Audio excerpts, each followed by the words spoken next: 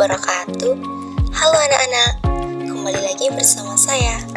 Pada video kali ini, kita akan mempelajari tentang HAM. Apakah anak-anak ada yang pernah mendengar hak asasi manusia atau HAM? Untuk mempelajari HAM, kita perlu terlebih dahulu mengenal apa itu hak dan kewajiban. Hak merupakan sesuatu yang wajib kita dapatkan setelah menyelesaikan kewajiban. Sedangkan kewajiban merupakan suatu hal yang wajib kita laksanakan secara sungguh-sungguh dan bertanggung jawab. Jadi, apa itu hak asasi manusia? Yuk, kita simak penjelasannya. Secara harfiah, yang dimaksud dengan HAM adalah hak pokok atau hak dasar.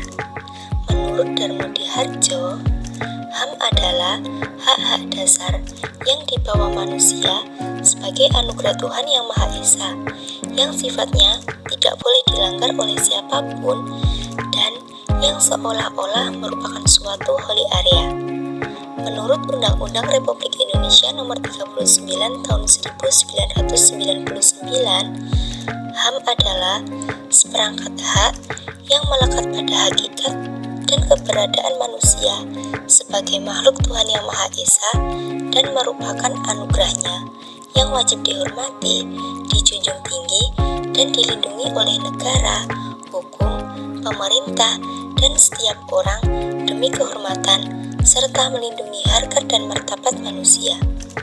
Menurut Jan Marterson, anggota Komisi Hak Asasi Manusia Perserikatan Bangsa-Bangsa, HAM merupakan sebagai hak-hak yang melekat dalam diri manusia dan tanpa hak itu manusia tidak dapat hidup sebagai manusia.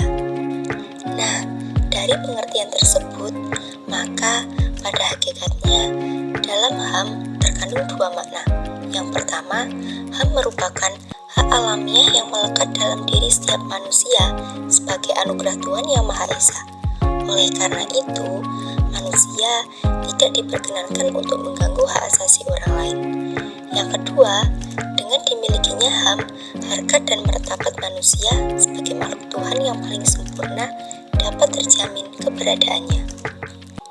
Hak asasi manusia mempunyai beberapa karakteristik.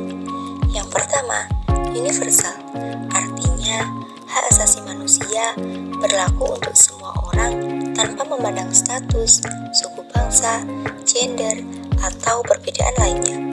Yang kedua, hakiki, artinya hak asasi manusia adalah hak asasi semua umat manusia yang sudah ada sejak lahir.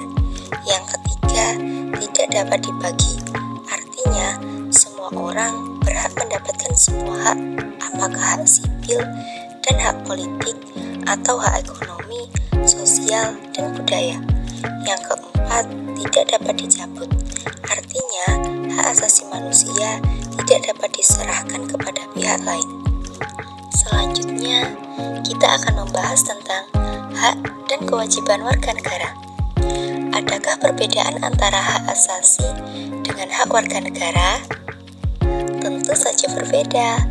Hak asasi manusia sifatnya universal, artinya hak tersebut dimiliki dan melekat dalam diri setiap manusia tanpa dibatasi oleh status atau kedudukan manusia sebagai warga negara. Sedangkan hak warga negara merupakan hak yang dimiliki oleh anggota dari suatu negara. Dengan kata lain, kepemilikan hak warga negara dibatasi oleh status kewarganegaraan. Selanjutnya, bagaimana dengan kewajiban asasi?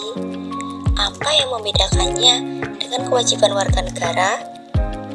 Kewajiban asasi merupakan kewajiban dasar setiap orang. Dengan kata lain, kewajiban hak asasi terlepas dari status kewarganegaraan yang dimiliki oleh orang tersebut. Sementara itu, kewajiban warga negara dibatasi oleh status kewarganegaraan seseorang. Tetapi, meskipun demikian, konsep kewajiban warga negara memiliki cakupan yang lebih luas karena meliputi pula kewajiban asasi. Hak dan kewajiban warga negara merupakan dua hal yang saling berkaitan. keduanya memiliki hubungan kausalitas atau hubungan sebab akibat.